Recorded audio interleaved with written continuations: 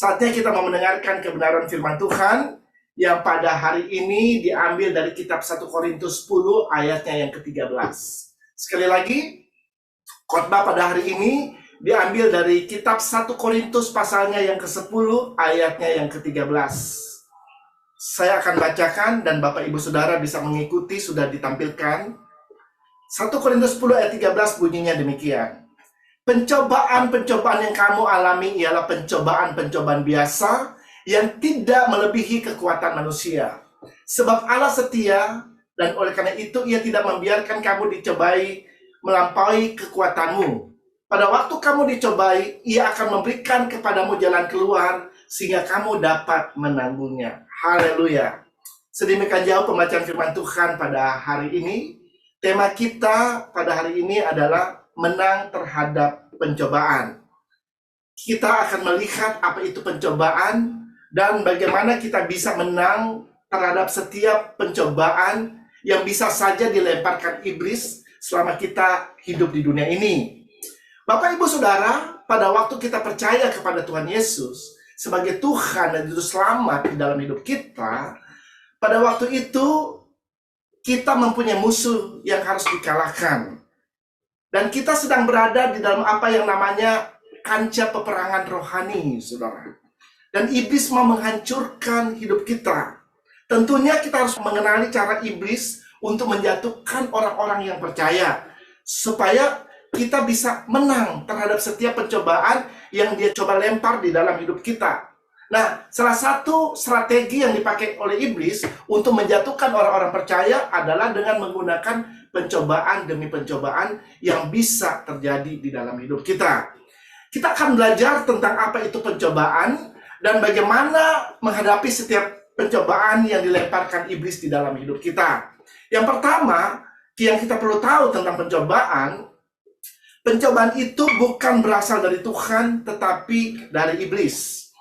Kita bisa lihat itu di dalam Yakobus 1 ayatnya yang ke-13. Apabila seorang dicobai, janganlah ia berkata, pencobaan ini datang dari Allah. Sebab Allah tidak dapat dicobai oleh yang jahat, dan ia sendiri tidak mencobai siapapun. Haleluya. Saudara-saudara, ada macam-macam jenis pencobaan yang bisa dilemparkan iblis di dalam hidup kita. Apapun pencobaan yang coba dilemparkan iblis dalam hidup kita, tujuannya hanya satu, yaitu untuk menghancurkan dan membinasakan kehidupan kita.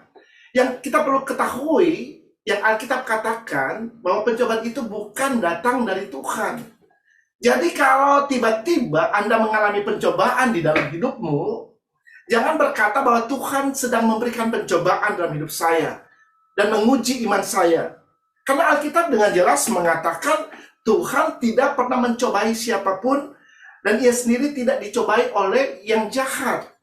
Jadi kalau ada sesuatu yang buruk, ada sesuatu yang jelek yang terjadi dalam hidup kita, itu bukan datang dari Tuhan. Itu bukan berasal dari Tuhan. Karena yang dari Tuhan itu adalah segala sesuatu yang baik. Karena Dia mau mencurahkan segala kebaikannya buat hidup kita. Kita bisa baca ayatnya di dalam Yakobus 1 ayat 17. Setiap pemberian yang baik dan setiap anugerah yang sempurna datangnya dari atas, diturunkan dari Bapa segala terang, padanya tidak ada perubahan atau bayangan karena pertukaran. Haleluya. Saudara, jelas sekali dikatakan di sini bahwa setiap pemberian yang baik, ya, setiap pemberian yang baik. Jadi kalau Tuhan Dia memberikan sesuatu, itu pasti baik buat hidup kita. Nggak ada yang buruk, nggak ada yang jelek, nggak ada yang jahat, saudara. Karena Dia tidak pernah merancangkan kejahatan atas hidup kita. Rancangannya indah, rancangannya selalu yang terbaik buat hidup kita. Makanya firman Tuhan berkata, setiap pemberian yang baik dan setiap anugerah yang sempurna. Ya, jadi semua atau segala sesuatu yang dari Tuhan itu yang baik, saudara. Yang jahat itu pasti bukan dari Tuhan. Itu pasti dari musuh kita, saudara. Ya, yang mau mencobai kehidupan kita. Jadi jelas sekali dalam Yakobus 1 ayat 17 mengatakan bahwa segala sesuatu yang baik itu dari Tuhan. Nah, kalau kita melihat kehidupan daripada Tuhan Yesus, Yesus sendiri pun dicobai oleh iblis, ya. Pada waktu Yesus sesudah dia selesai berpuasa, dikatakan kalau Anda bisa membaca di dalam kitab Matius pasal yang keempat ya. Kalau Anda ada waktu bisa dicatat dan bisa baca itu, di mana ketika Yesus sesudah dia berpuasa, dia lapar pada waktu itu dan dia dicobai oleh iblis selama 3 kali, saudara. Ya, dan kalau kita melihat dalam pencobaan ini, Yesus dicobai dengan berbagai macam cara. Artinya di beberapa area kehidupannya. Kalau Anda membaca tentang pencobaan yang dilakukan iblis kepada Yesus, ya, itu adalah pencobaan mata, pencobaan daging, dan juga mengenai keangkuhan hidup. Ya kalau bisa dijabarkan, saudara. Dan hal ini yang suka dicobai oleh iblis dalam hidup manusia. Yesus dicobai berkali-kali, bukan hanya 1 kali. Tetapi Yesus bisa menang terhadap pencobaan. Nah, bagaimana dia bisa menang terhadap pencobaan? Karena Yesus selalu membiarkan hidupnya dipimpin oleh Roh Kudus. Dan dia juga pada waktu dia menghadapi pencobaan, dia tak henti-hentinya memperkatakan firman terhadap iblis. Dan dikatakan iblis meninggalkan dia. Haleluya. Demikian juga dengan kehidupan kita, saudara. Kita harus membiarkan kehidupan kita senantiasa dikuasai oleh Roh Kudus. Kalau Anda mau menang terhadap pencobaan, kita juga harus membiarkan hidup kita dikuasai oleh firman yang adalah kebenaran itu, saudara. Kalau Anda mau menang terhadap semua pencobaan yang dilemparkan iblis dalam hidup kita. Nah, selanjutnya hal-hal apa lagi yang dikatakan firman Allah mengenai pencobaan? Coba kita lihat lagi sekali lagi 1 Korintus 10 ayat 13. Coba kita lihat. Di sini dikatakan pencobaan-pencobaan yang kamu alami. Jadi saudara perhatikan kata-kata pencobaan-pencobaan. Jadi pencobaan-pencobaan itu bisa lebih dari 1 datang dalam hidup kita. Pencobaan itu bisa datang berkali-kali. Sama seperti Yesus. Yesus bukan hanya dicobai sekali saja oleh iblis, tetapi dia dicobai berkali-kali.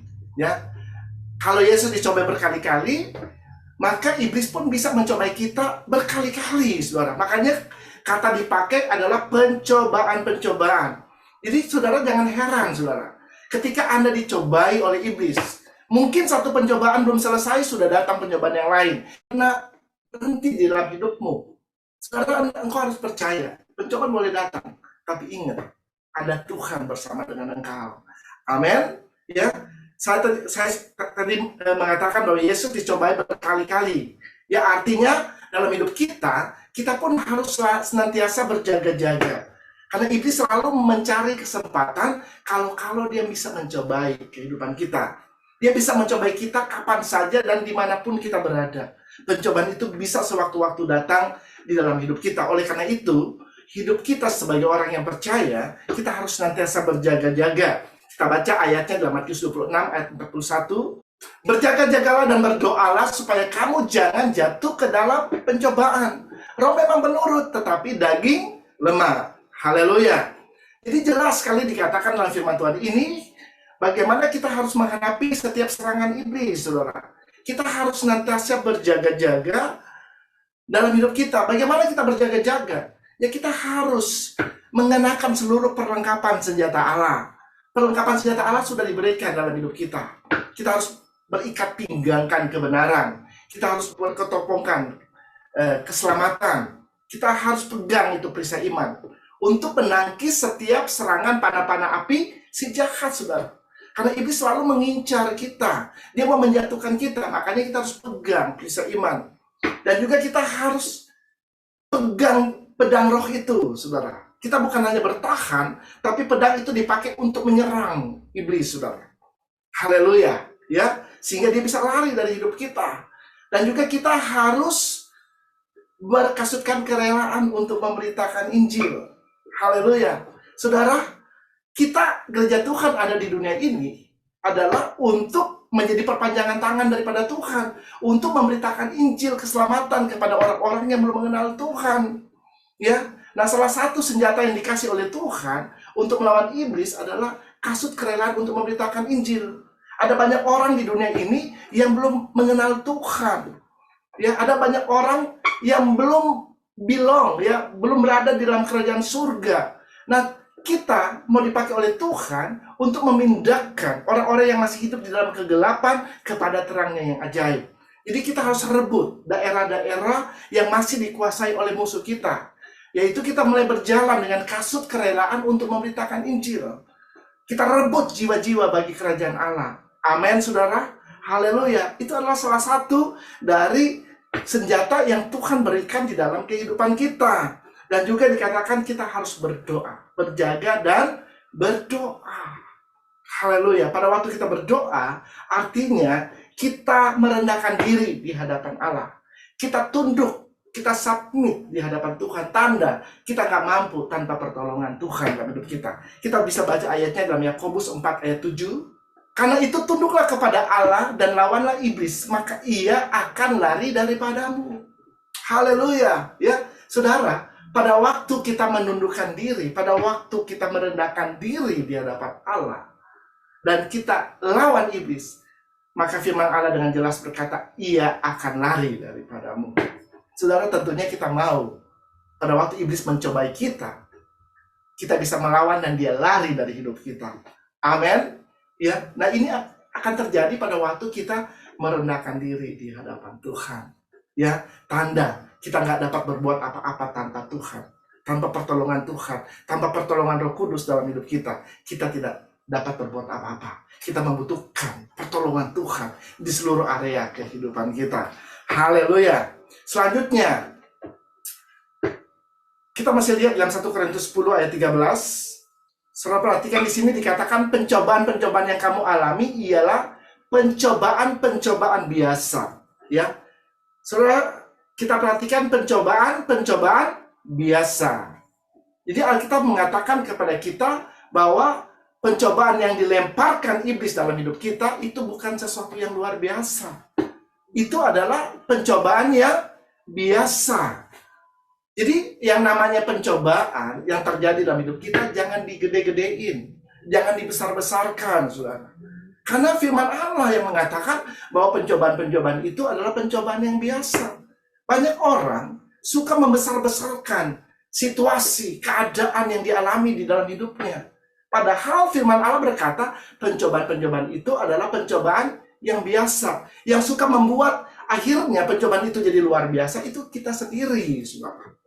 Ya, karena kita nggak percaya bahwa ada Tuhan yang tidak pernah meninggalkan kita, ada Tuhan yang tidak pernah membiarkan kita. Ya, jadi kita harus tahu bahwa yang namanya pekerjaan iblis itu jangan digede-gedein, jangan dibesar-besarkan. Yang perlu dibesarkan dalam hidup kita biarlah Tuhan saja. Amin. Hanya Tuhan yang patut dimuliakan dalam hidup kita. Kita jangan fokus kepada situasi dan keadaan yang dilemparkan oleh iblis dalam hidup kita. Kalau kita fokus kepada situasi, keadaan, tantangan yang terjadi dalam hidup kita, maka kita bisa jatuh di dalam kekhawatiran, saudara. Bisa jatuh di dalam ketakutan. Karena itu yang iblis mau dalam hidup kita. Pada waktu kita khawatir, pada waktu kita takut, maka kecillah kekuatan kita. Ya, jadi kita jangan fokus kepada situasi, tantangan, pencobaan yang dilemparkan iblis dalam hidup kita. Ya, tapi kita mau fokus kepada Tuhan yang besar, yang sanggup menolong kita, yang sanggup untuk membuat kita bisa melewati setiap tantangan situasi yang terjadi di dalam hidup kita. Haleluya. Kenapa pencobaan-pencobaan yang kita alami adalah pencobaan yang biasa? Ya, coba kita lihat lagi 1 Korintus 10 ayat 13. Yang pertama dikatakan sebab Allah setia. Haleluya. Ya. Jadi kenapa pencobaan itu adalah pencobaan yang biasa? Karena Tuhan kita adalah Tuhan yang setia. Artinya Tuhan, dia tidak pernah meninggalkan kita, saudara. Dia tidak pernah membiarkan kita. Dia peduli akan hidup kita, saudara. Ya, dia berjanji bahwa dia akan menyertai kita sampai kepada kesudahan zaman. Dan dia mau memastikan selama kita ada di dunia ini, kita akan aman. Kita bisa survive menghadapi setiap pencobaan yang bisa saja dilemparkan iblis dalam hidup kita. Ya, itu yang pertama. Yang kedua, kembali ke 1 Korintus 10 ayat 13, dikatakan pertama sebab Allah setia, karena itu ia tidak akan membiarkan kamu dicobai melampaui kekuatanmu. Jadi yang kedua, Tuhan tidak akan pernah membiarkan kita dicobai melampaui kekuatan kita. Haleluya. Ya. Jadi iblis bisa saja mencobai kita, tapi ingat, Pencobaan itu tidak akan pernah bisa melampaui kekuatan kita. Saudara, kekuatan kita ini bukan kekuatan diri kita sendiri, ya. Pada waktu kita percaya kepada Yesus, Roh Kudus masuk dalam hidup kita.